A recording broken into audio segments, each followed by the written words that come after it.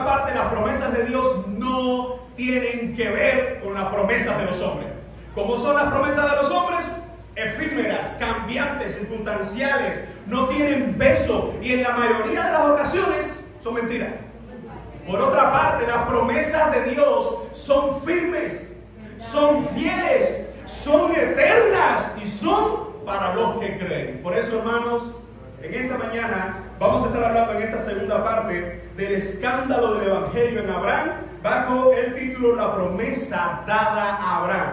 Y evidentemente esas promesas están enmarcadas en los versículos que vamos a ver a continuación, que lo voy a dividir en secciones. Esta primera parte, la promesa dada por medio de la fe y no por la ley. Miren cómo dice el versículo 13. Porque no por la ley fue dada a Abraham o a su descendencia la promesa de que sería heredero del mundo, sino ¿por qué?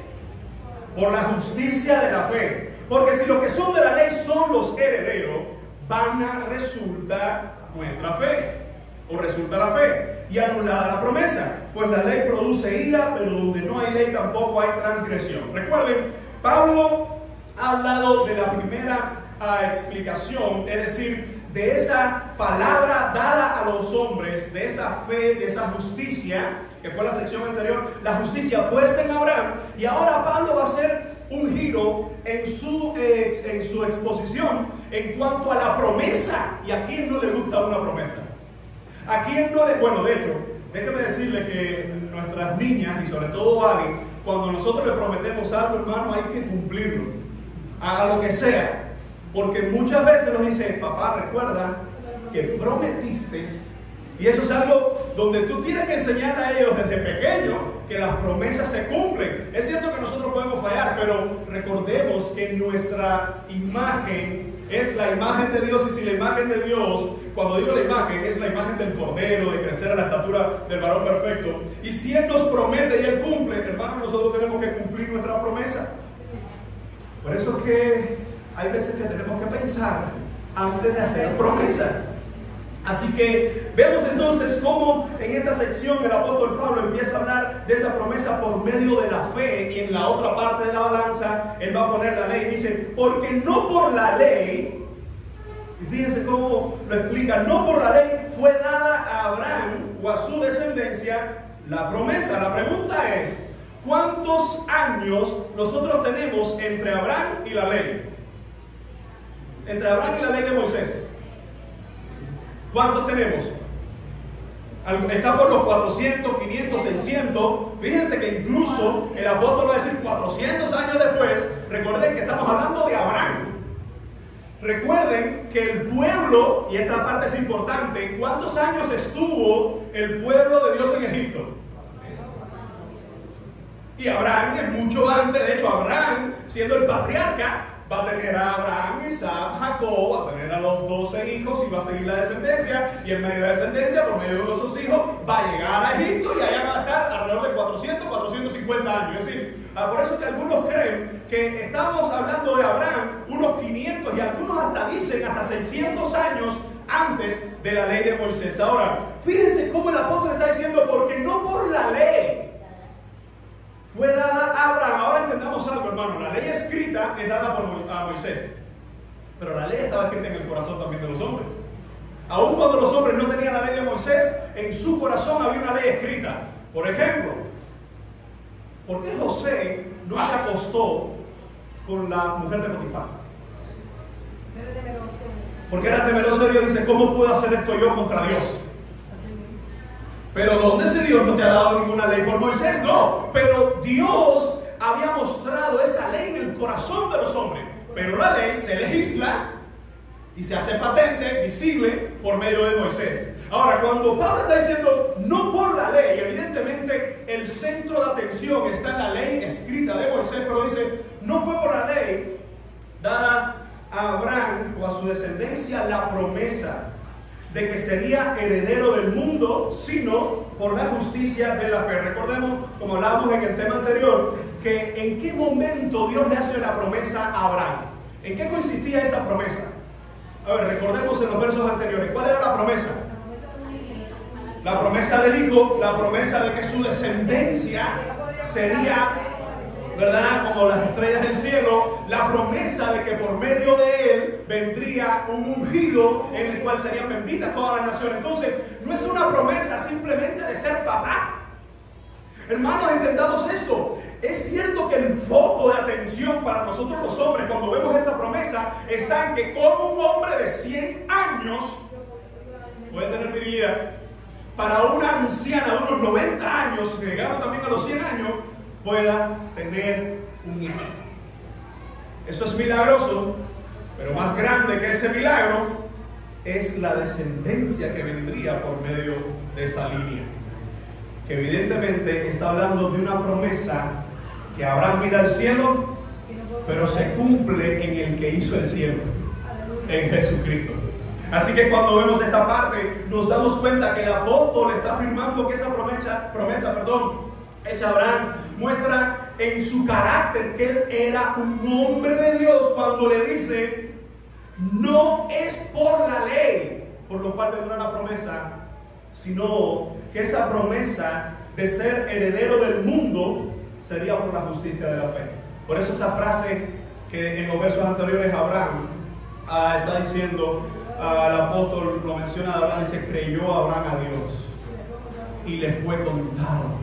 Él cree a Dios de que una simiente viene a él, inicialmente su hijo, un hijo de Sara, y posteriormente uno de esos hijos traerá una simiente que va a bendecir a toda la tierra. Yo no sé usted, pero algunos de nosotros, cuando pensamos en qué va a pasar cuando ya yo no esté en la tierra, muchos podemos decir: yo quisiera que mis hijos, anhelo que mis nietos puedan estar sirviendo al Señor, y que aunque mi apellido ya no se recuerde, al menos mis generaciones sigan sirviendo al Dios que en algún momento de mis generaciones anteriores o en mi vida me salvó. Por eso es que nosotros decimos, hermanos, la ley tiene un propósito. La ley no es mala, la ley es una bendición. Pero la justicia del Señor, la justificación de nuestras vidas se encuentra solamente en la persona de Jesucristo. Fíjense, cuando se hablaba de la promesa a Abraham, lo que entendemos, si empezamos a leer Génesis, si empezamos a leer incluso Romanos, si leemos la carta a los Hebreos, nos vamos a dar cuenta, mis amados hermanos, que esa promesa, y entendamos, es una promesa que viene del cielo, y como ustedes decían al inicio, es una promesa ¿cómo? Fiel, firme, eterna, verdadera, infalible. Es una promesa que no va a caer en tierra, es una promesa real. Así que esa promesa de la cual estamos hablando en esta mañana no es algo que cambia todos los días, no es algo que va a tener hoy una forma, mañana otra, o simplemente no se va a cumplir. Y fíjense cómo dice el apóstol en cuanto a esa promesa. Muchos creen, uniendo estos textos como les mencionaba, que tenía que ver con la propiedad de una tierra, la tierra de Canaán. Pero cuando nosotros vemos Canaán a la luz del Evangelio, nos damos cuenta que ahora el autor de la carta a los Hebreos, después de decirnos que Cristo es superior a los ángeles, que Cristo es superior a Moisés, que Cristo es superior a Abraham, ahora nos dice: hay una tierra prometida para nosotros y no es esta. Pero a Abraham se le habló de que se le iba a dar esa tierra. Dios prometió dar la tierra de Canaán, Dios dio la tierra de Canaán. Pero más grande que esa Canaán es la Canaán celestial que el Señor tiene preparado para sus hijos. Alguien dice amén. Hermano, nuestra Cuba se está cayendo en pedazos, pero hay una patria celestial que nos espera. Como dice la metáfora, calle de oro, mar de cristal, y eso, no piense, por favor, que, bueno, literalmente será oro 10, oro 14, oro 22. No, lo que está hablando es algo celestial. El hombre tiene el oro como algo glorioso, y lo más glorioso del hombre aquí en la tierra, la metáfora es que eso es piso en el cielo. Pero no vamos a entrar en que sea literal o no literal. Lo que sí creo es que es algo que no ha subido todavía a nuestra mente, a nuestro entendimiento, lo que Dios tiene para nosotros. Por eso cuando dice la promesa de que sería heredero del mundo, sino, dice que fue dada por la justicia de la fe. Verso 14: porque si los que son de la ley son los herederos, vana resulta nuestra fe y anulada la promesa. Pablo de una forma tajante está involucrando ese tema. Había gente que se creía que por la ley es que ellos serían herederos. Ahora, recuerden que hay una línea fina entre cómo ven la ley los hijos de Dios y cómo veían la ley algunos religiosos del tiempo de Jesús, del tiempo de Pablo, incluso hasta los días de hoy. Si la vemos la ley desde los hijos de Dios, desde el Evangelio, es algo bueno que nos fue guiando a Cristo. Pero si vemos la ley desde la perspectiva judía, que rechaza a Cristo, es aquello que si tú lo cumples, te salvas. Por eso muchos tomaron la ley, algo que era una bendición, la convirtieron en una maldición para sus vidas. Porque dijeron, si cumplimos esto, nos salvamos. Y otros fueron más lejos y llegaron a decir que Abraham se salvó por las obras. Así que, mis amados hermanos, cuando Pablo dice, porque si los que son de la ley son los herederos, van a resultar de otra fe. Y lo increíble del caso es que Pablo, ¿a quién le está escribiendo? Recuerden que en esta carta a los romanos, ¿a quién le está escribiendo Pablo? A dos grupos. A la iglesia, que era de un perfil gentil, convertido al Evangelio, y de un perfil judío, convertido al Evangelio. Y a ellos Pablo le está diciendo, si por la ley son los herederos, entonces nuestra fe es como humo, no existe. En otras palabras, amados hermanos, por medio de la fe, nosotros podemos decir que nuestra promesa es verdad. Nosotros podemos decir que en Él tenemos perdón. Podemos decir, Señor, gracias, porque es por medio de la fe en Jesucristo que tú has prometido vida eterna para todos aquellos que creen. Y fíjense entonces como Pablo dice en el verso 15, pues la ley produce ira, pero donde no hay ley, tampoco hay transgresión. Y parece ser esto una contradicción. Y Pablo lo va a decir de esta forma y vamos a tratar de desglosarlo un poco más lento ahora acá. Pues la ley produce ira. Pregunta, vamos a hacerlo a través de pregunta. ¿Quién dio la ley a los hombres? Dios. La escribe Moisés, algún sucesor, quizás la termina, o Moisés, la ley de Moisés. Pero si vemos todo el Antiguo Testamento, ahí hay muchos más hombres escribiendo, los profetas, etc. ¿Dios dio su ley para producir ira? No, para guiarnos a Cristo. Entonces, ¿cómo es posible que la ley produzca ira cuando no cumple con su tema? ¿Sí?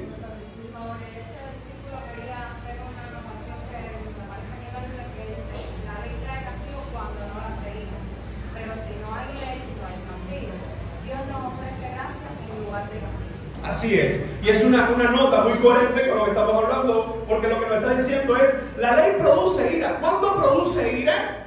Cuando no hay fe, cuando no se obedece. La ley produce ira, pero ¿la ira de quién? No la de los hombres.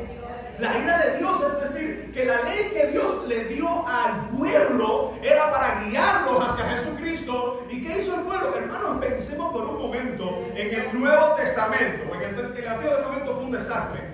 Cómo el pueblo se viraba contra Moisés, cómo el pueblo maldecía al Señor, cómo el pueblo se prostituía con otros dioses, cómo el pueblo se olvidaba del Señor en el tiempo de los jueces, en el tiempo de los reyes, y en una larga tradición de años bajo diferentes profetas, tanto el reino del norte, el reino del sur, en pecado.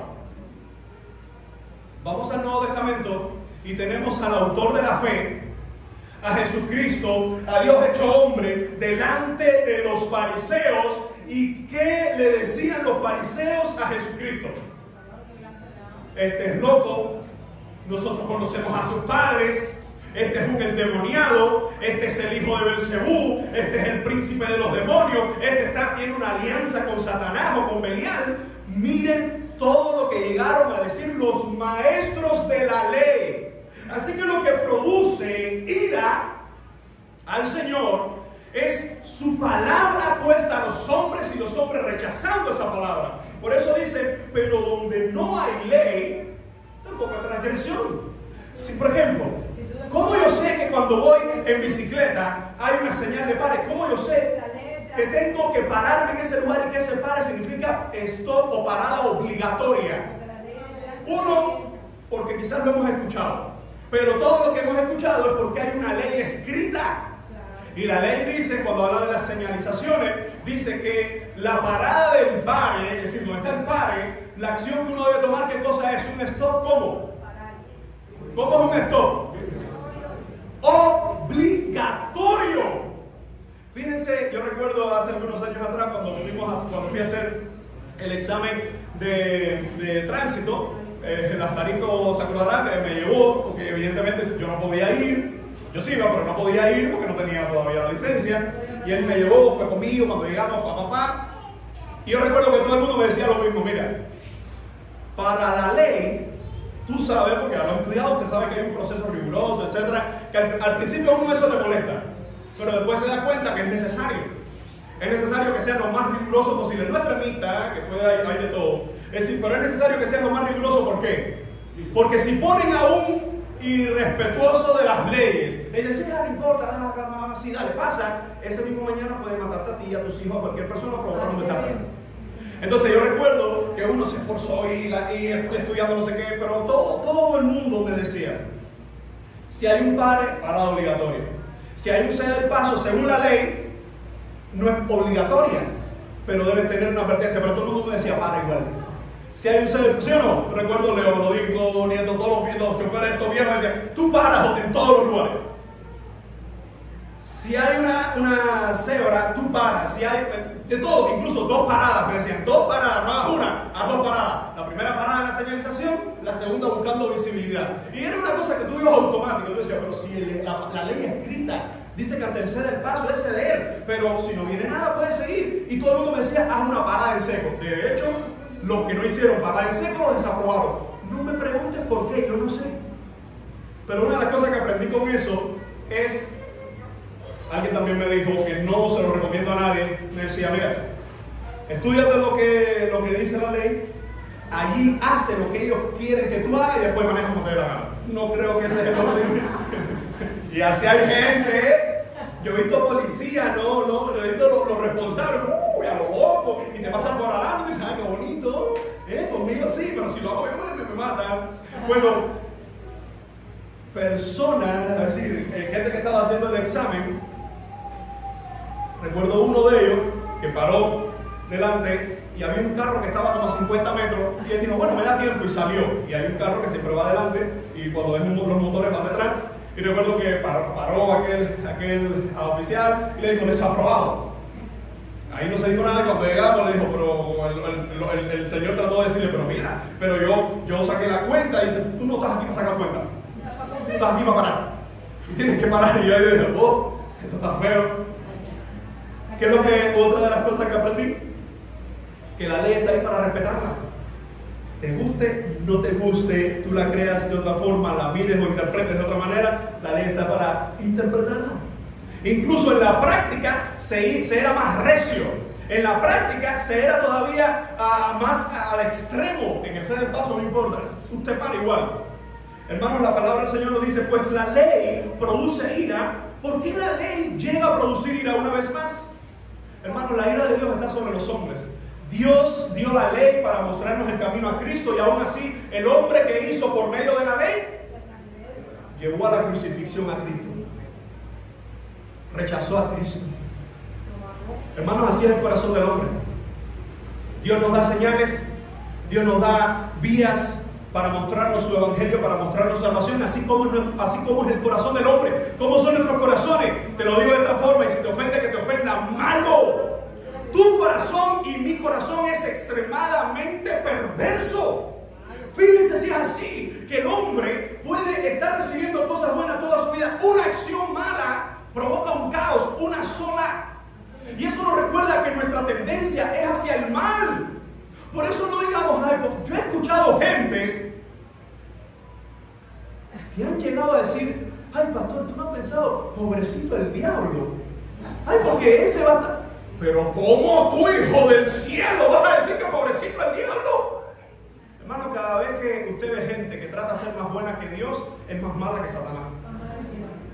Porque hay gente que su nomenclatura de ser bueno o sus...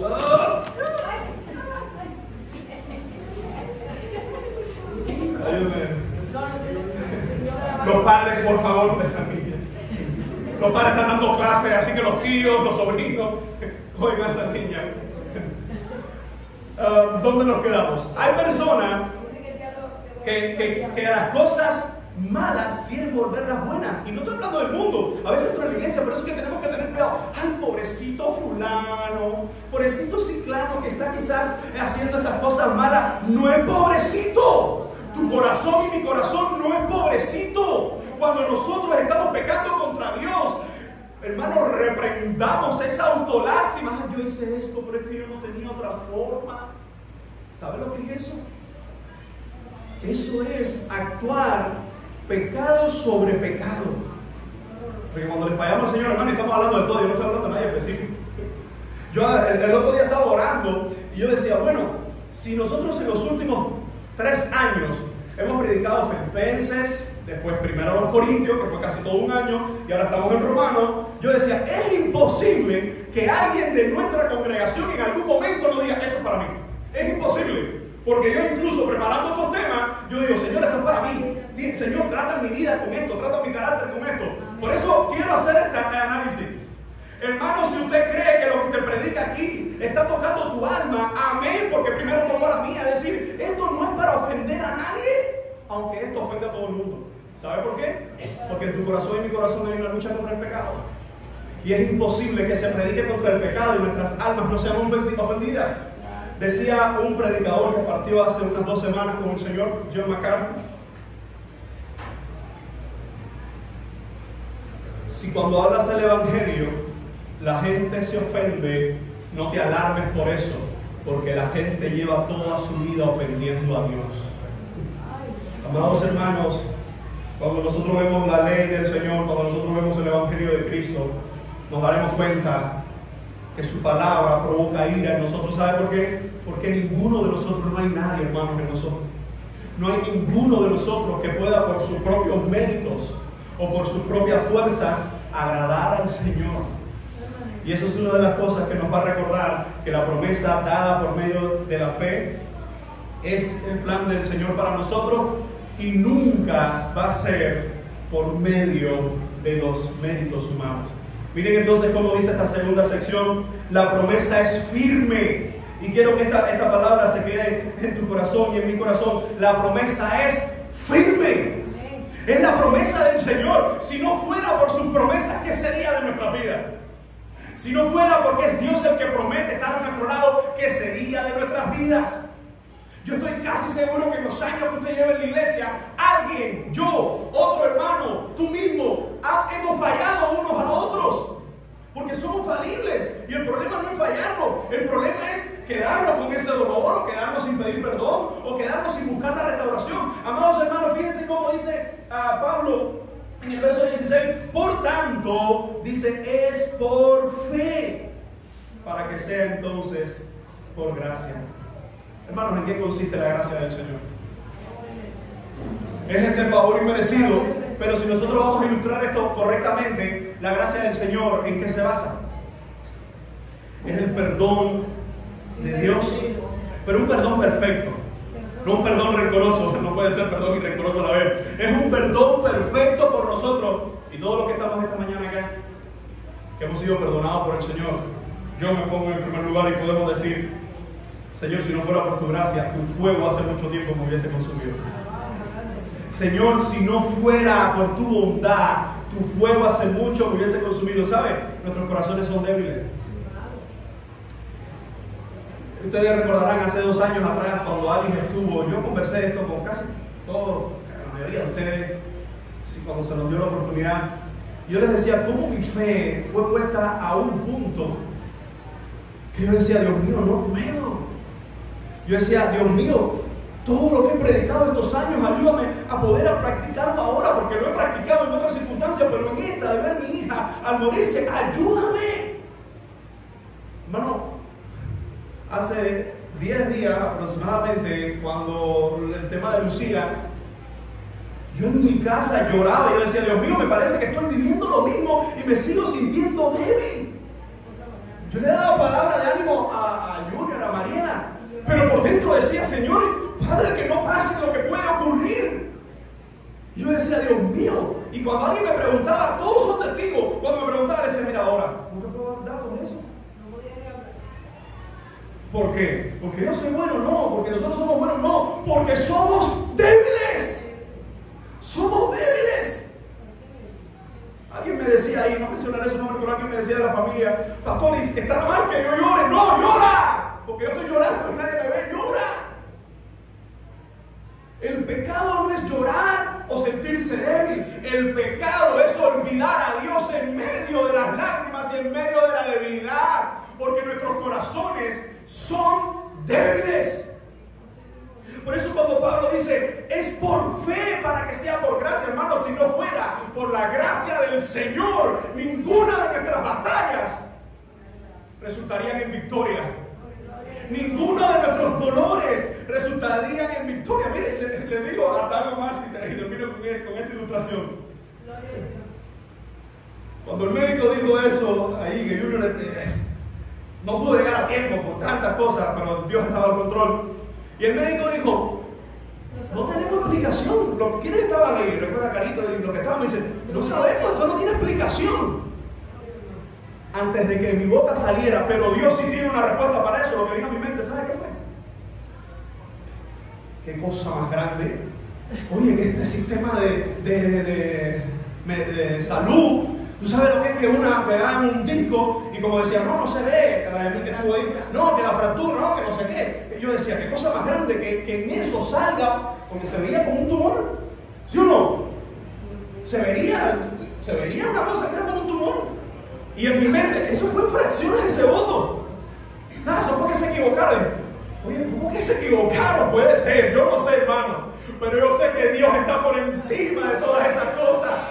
Entonces, ¿por qué digo esto? Porque quizás en ese momento alguien dijo, mira, el pastor dijo que es el Señor. Sí, pero antes de eso el pastor lo que vino a la mente fue esto, no sé qué. Y él, que se equivocó, que hayan hecho todo esto porque se equivocó. Una cosa sé, que aunque nuestros corazones son débiles, la gracia del Señor nos sostiene. Aunque nuestras almas son débiles, la gracia del Señor nos sostiene. Y fíjense cómo dice el apóstol, por tanto es por fe, para que sea por gracia, a fin de que la promesa sea firme. Hermano, ¿usted se atrevería a alguien que no tiene ni la menor idea de construcción darle la responsabilidad de poner los dados de su casa? Yo creo que nadie. Uno, porque eso cuesta. Dos, porque eso está perdido. Y tres, porque nadie se atrevería a darle a alguien que no sabe poner un cimiento. Pero cuando hablamos de nuestro Señor, cuando hablamos de la promesa de nuestro Dios, dice, es firme porque su cimiento es el mismo.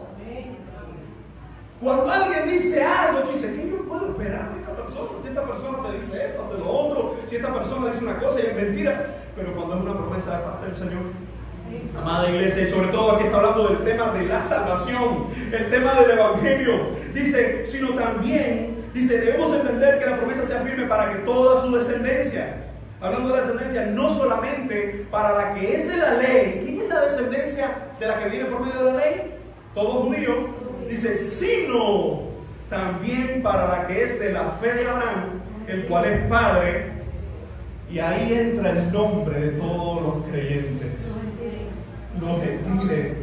Hermano, yo no sé si tú lo has visto de esta forma, pero hay veces que la gente dice, oro por Israel. Sí, porque hay que orar, porque el Salmo lo dice. Pero cuando yo oro por la iglesia del Señor, por los hijos del Señor, ahí está entrando todo creyente. Ahí está entrando todo el mundo, incluyendo los gentiles, que no hemos sido circuncidados, que no hemos sido de esta descendencia y ahora pertenecemos al Señor. Eso es una promesa. Eso es una promesa que dice, todo aquel que cree será salvo. Todo aquel que pone su confianza en Él será salvo. Y hoy estamos hablando de pasar por valle de sombra de muerte. Pero cuando también viene la abundancia, hay que aferrarse a las promesas del Señor. Nosotros hemos visto desde aquí mismo muchas personas que cambian de un país y cambiaron de Dios. Cambian de una posición, de un trabajo y se olvidaron de su Dios. Hermanos, seamos fieles a Dios porque Dios no cambia. Nuestras circunstancias cambian, nuestras posiciones cambian, pero Dios jamás cambiará. Y lo más grandioso de todo esto es que hoy hemos tenido victorias, hoy hemos visto su mano obrando, pero vendrán aflicciones, vendrán todavía más pruebas a los hijos de Dios. La pregunta es, ¿y esas pruebas que están por venir? ¿Y esas batallas que están por venir? ¿Acaso no podemos decir, Señor, tú no cambias? Prometiste estar a mi lado estarás. Prometiste pasar conmigo este valle de sombra de muerte, a mi lado lo pasarás. Prometiste darme salvación por tu gracia, me aferro a ella y en ti descanso. ¿Alguien dice amén? Así que cuando nos dice que eres el Padre de todos nosotros, debemos entender que Abraham fue justificado por la fe, según aquella promesa que el Señor mismo le hizo. Dice, para que sea como firme. Hermano, las promesas de Dios son firmes aún cuando nuestras palabras son débiles. Aún para muchos de nosotros que decimos, Señor, yo no merezco lo que tú haces por mí. Durante todos estos años, te quiero decir que cuando oro por cada uno de los hermanos de nuestra iglesia, los que están hoy, los que estuvieron hace algunos años también, yo puedo decir, Señor, al ver tantas personas con diferentes caracteres, con diferentes batallas, diferentes situaciones, una de las cosas que podemos decir, que podemos pensar, Señor, tú eres fiel. Hermano, si tú miras al que está a tu lado, miras al que está al frente, al que está atrás, tú y yo podemos decir, Dios es fiel. Porque cuánto hay en nosotros que no merecemos su gracia. Pero escúchame, precisamente esa es la gracia. Que no lo merecemos y Él nos sigue amando. Que no lo merecemos y Él nos sigue guardando. Ese es el Dios de la promesa Abraham. Que después de pasar por etapas de nuestras vidas, escucha, porque claramente todos los que estamos aquí no tenemos la misma madurez espiritual. No todo el mundo tiene la misma madurez, pero en el proceso de la vida en que te encuentras hoy, recuerda que este no es el final de tu crecimiento. Tú no llegaste a la estatura, yo no he llegado a la estatura, todavía hay mucho más que crecer y correr en el Señor, aun cuando nuestros corazones se puedan debilitar, aun cuando nuestros corazones se puedan sentir mal, aun cuando nuestros corazones se puedan sentir traicionados. Recuerda que estamos en una iglesia de personas imperfectas adorando a un Dios perfecto que perfecciona nuestras vidas perfectamente. Te lo digo como si un niño, no tenemos los niños tan allá atrás, pero aunque somos defectuosos, Dios nos sigue amando y nos sigue moldeando. Yo no sé usted, pero amo eso. Porque en mis errores, porque en mis fallas veo que el Señor me sigue moldeando para mostrar ese amor también a otros. Para mostrar a otros que siguen fallando. El problema no es fallar. El problema es cuando alguien decide abandonarnos por completo. Y el Señor, que ha prometido por medio de Abraham la salvación a sus hijos, nos dice que es en Él, por medio de su gracia, que nosotros somos sostenidos. ¿Alguien puede decir gloria a Dios?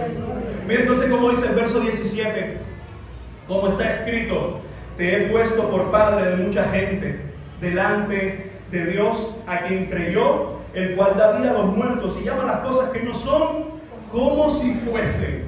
Qué tremendo cuando el Señor está diciendo esto, porque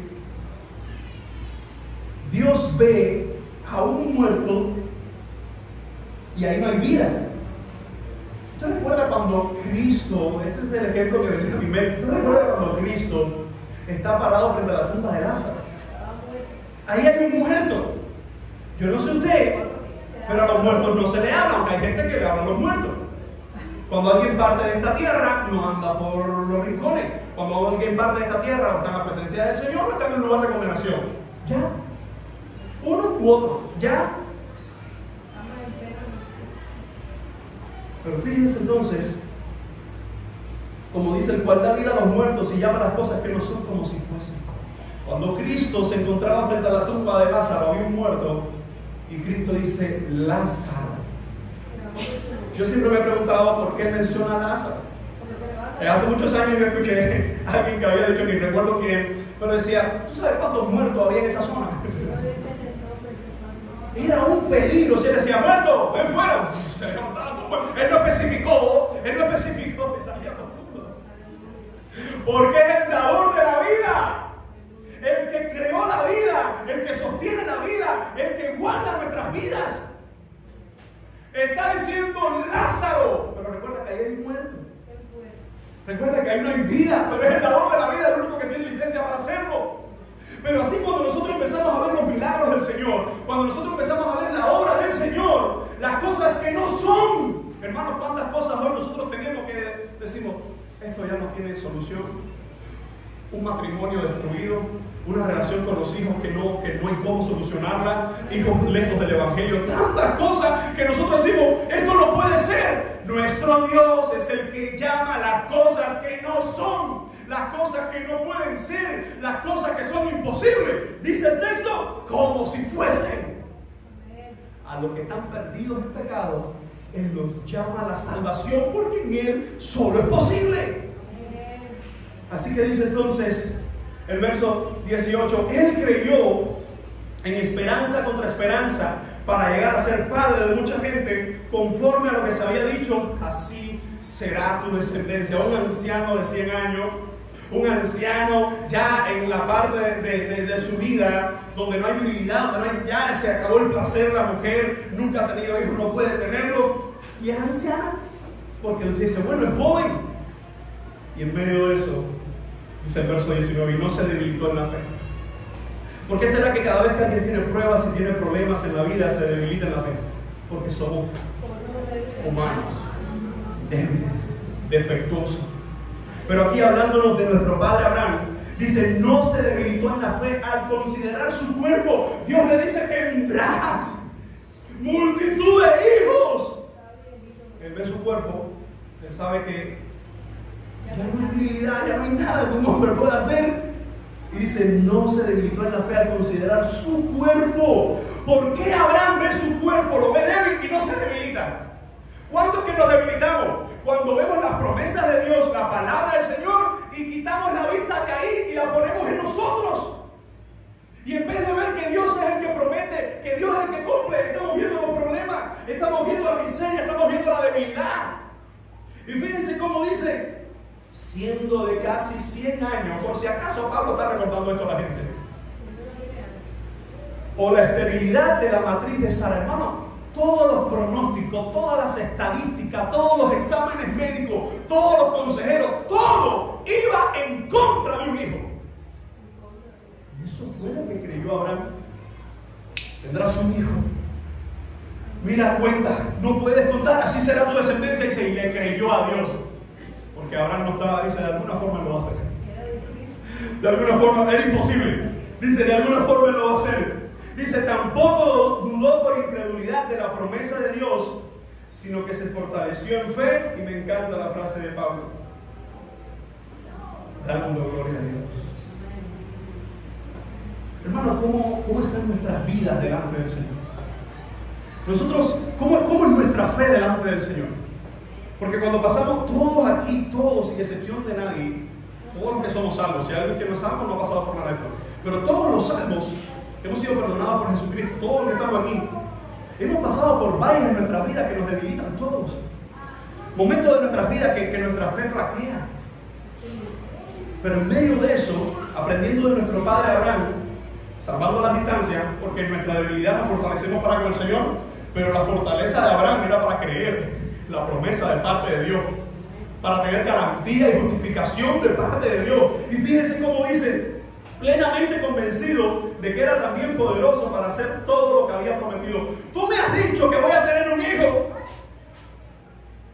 Él como esa persona, en una ocasión un anciano tenía una montaña así atrás de su casa. Y le dijo al pastor, esta montaña no me deja ver el sol y hay que frialdad las 24 horas. Y el pastor le dijo, bueno, ora al Señor y que la montaña se mueva. ¿Seguro? Sí, ora al Señor. Y el anciano fue, se paró en la mañana y dijo, Señor, mueve esta montaña. La montaña no se mueve y va corriendo donde está el pastor. Le dice, pastor, ¿qué pasó? Le dice, no, que oré. ¿Y la montaña qué pasó? Y dice, bueno, no se movió. Pero ¿y qué tú dijiste después de eso? Yo sabía que no se iba a mover. Amado hermano, hay veces que nosotros le pedimos cosas a Dios, pero se las pedimos sin creerlo. Y otras veces, que por lo menos en mi vida son muchas de ellas, que le pido cosas a Dios, le digo, Señor, pero es tu voluntad, Señor, hazlo tú, porque yo creo que esto es imposible, yo creo que, Señor, pero hazlo tú. ¿A cuántos nos ha pasado que hemos pedido algo a Dios, pero luchando contra nosotros mismos? porque no creemos, porque Señor somos débiles, porque Señor, y si pasa esto, Señor, y si pasa. Y uno dice, Señor, ora tú, y reprendo todos estos pensamientos. ¿Por qué?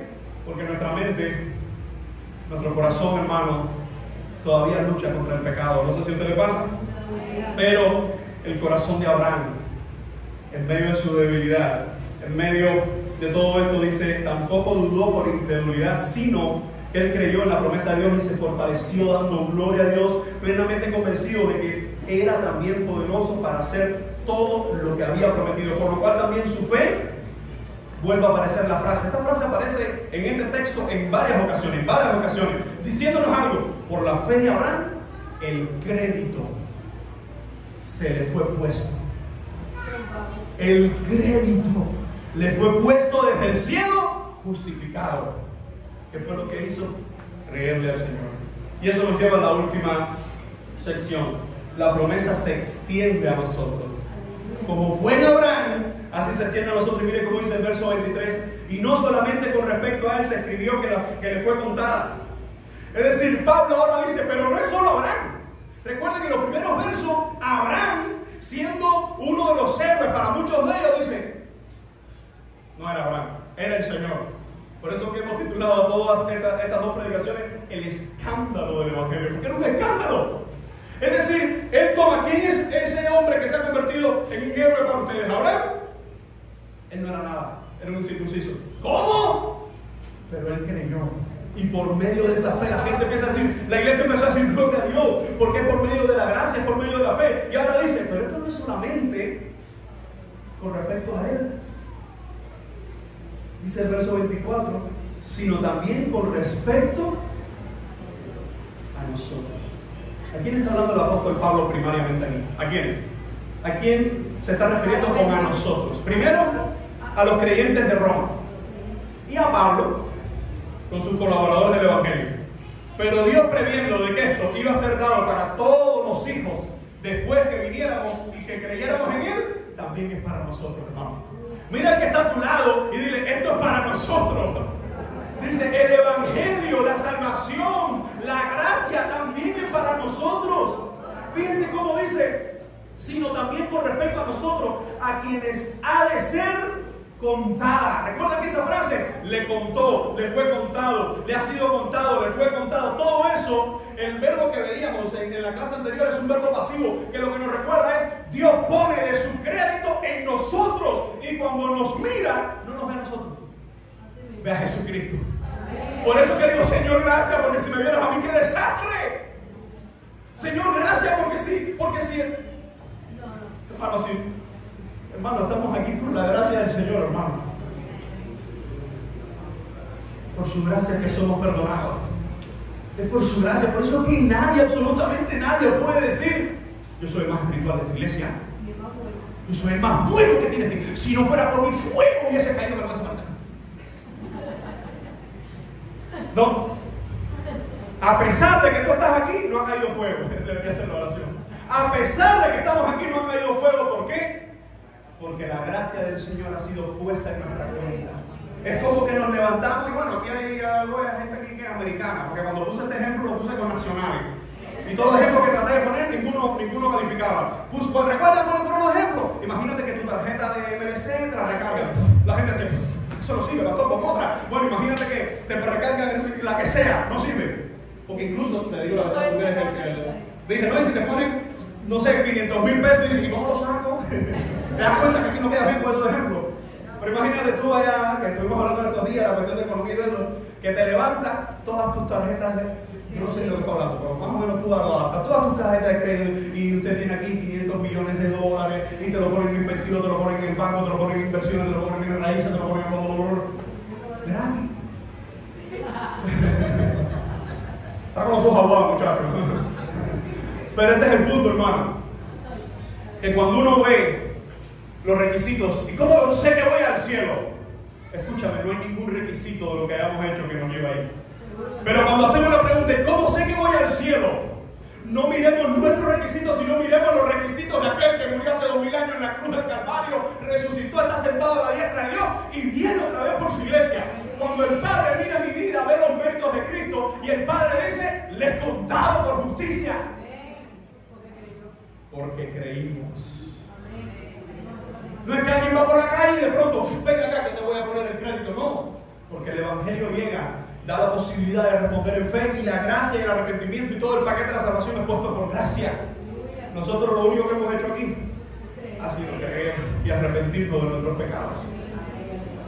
Así que termina este versículo. Sino también con respecto a nosotros, a quienes ha de ser contada, esto es, a los que creemos en el que levantó de los muertos a Jesús, Señor nuestro. ¿A los que creemos en qué? Y bueno, pero aquí viene la doctrina del Evangelio resumida en frase. ¿A los que creemos en qué? En el que levantó de los muertos a Jesús, Señor nuestro. ¿A quién está dirigiendo el creer? A los que creemos al que levantó a Jesús de los muertos. ¿A quién? A nuestro Padre. Y termina el último verso, lo puse aquí bien grande. Dice, hablando de Jesucristo nuestro Señor, el cual fue ¿qué? Número 1. ¿Te das cuenta? Las imágenes le ha sido contado por justicia. Dice, el cual le ha entregado. Hermanos, fue un cambio de cuentas lo que se hizo en la cruz del Calvario. Nuestra cuenta perversa, torcida, macabra, pecaminosa, camino al infierno, esa cuenta fue puesto en la cruz para que los méritos, la justicia, el perdón, la gracia, la misericordia del Cordero fuera puesto en nosotros. Así que cuando nosotros miramos, entendamos esto. No es que yo pueda decir qué orgulloso estoy de mi Dios, sino puedo decir qué agradecido estoy del único Dios que me ha salvado por su gracia. Hermanos, si en un corazón no hay agradecimiento a Dios, es porque no hay salvación.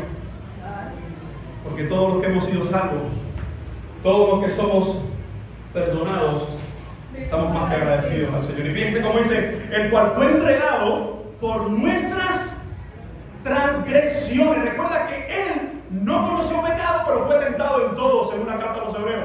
Y en medio de eso dice el apóstol Pablo, Él fue entregado.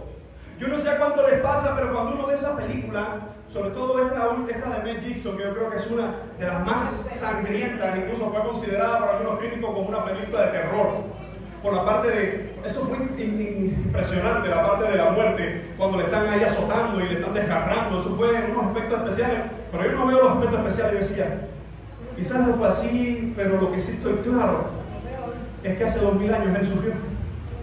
Hermanos, eso no es una película. Hermanos, eso no es una historia. Eso no es una fábula. Recuerdo como un mes atrás, estábamos con Ali, tratamos de leerle, a veces le leemos cuentos y le leemos historias. Y recuerdo que usted sabe, el cuento son cuentos normales, de los tres cerditos, etc. Aunque no podemos hablar mucho de esas cosas ahora.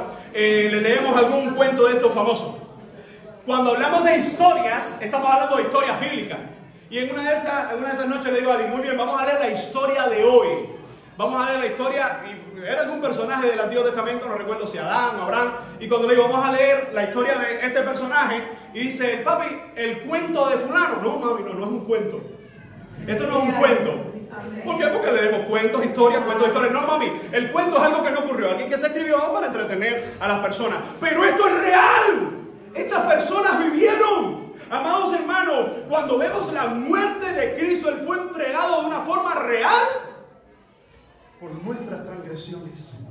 Cuando la Biblia nos habla entregado por nuestras transgresiones, nosotros podemos decir que Él tomó lo que éramos nosotros y lo puso en Él. Dice, entregado por nuestras transgresiones, y dice la siguiente frase, y resucitado. La cruz es gloriosa porque está acompañada de una tumba vacía. La obra de Dios es perfecta. ¿Cómo nosotros podemos dudar de que el que comenzó en nosotros la buena obra no la va a perfeccionar y terminar? El que nos salvó un día no nos va a sostener con sus promesas hasta llevarnos a las mansiones celestiales. Yo no sé lo que puedas estar pasando hoy. No sé cómo puedas estar desanimado. No sé cómo puedas estar incluso débil en la fe, pero algo te puedo decir. Dios cumple sus promesas y prometió estar con nosotros hasta el último día. Hermano, no quites tu mirada de Jesucristo, el cual fue entregado por nuestras transgresiones y resucitado. Y termina Pablo esta sección, dice, para nuestra justificación. La justicia de Dios en la vida de Abraham fue un escándalo para los judíos que ahí estaban. La justicia de Dios en la vida de Abraham fue un revuelo en los que habían exaltado a Abraham al panteón de los dioses humanos, si se puede decir la frase. La promesa dada a Abraham nos recuerda a nosotros que la salvación ha sido prometida por medio de Jesucristo a los que creen y se arrepienten. Amados hermanos, para muchos el Evangelio es un escándalo, pero para nosotros ese escándalo es el único que trae salvación. Así que hoy podemos decir, hay perdón en Jesucristo, hay perdón en su Evangelio, y así como Abraham fue tomado y creyó a Dios, así nosotros tenemos la promesa de que los que creemos al Señor somos justificados por medio de su salvación. Quiero invitarles a terminar orando. Señor, te damos gracias por tu palabra, gracias por tu Evangelio, gracias por la vida de Abraham, pero sobre todo gracias por la vida del Cordero, porque por medio de Cristo tenemos salvación, tenemos perdón, tenemos paz, tenemos seguridad. Te pedimos en esta mañana por cada uno de tus hijos en tu casa. Te rogamos, Señor, por todos tus hijos en esta mañana, que atravesamos diferentes pruebas en la vida, que atravesamos diferentes circunstancias. Ayúdanos a permanecer fieles. Si hay alguien en medio nuestro, Señor, que no te conoce, rogamos que tu Espíritu Santo confronte su corazón y le dé vida y vida eterna. Y a todos aquellos que estamos luchando la vida cristiana, darnos fuerzas para agradarte con todo lo que somos, porque somos justificados por la fe del Cordero. Gracias, Señor, porque el escándalo en la vida de Abraham para nosotros no es un escándalo, para nosotros es un gozo saber que como Él creyó y le justificaste, nosotros hoy creemos por medio de Cristo y también nos justificas. A ti oramos por nuestras vidas y también por nuestras familias, por aquellos que no creen, también por nuestros hijos, porque tú eres fiel y tu palabra, Señor, es fiel. Ayúdanos a ser testimonios de tu Evangelio.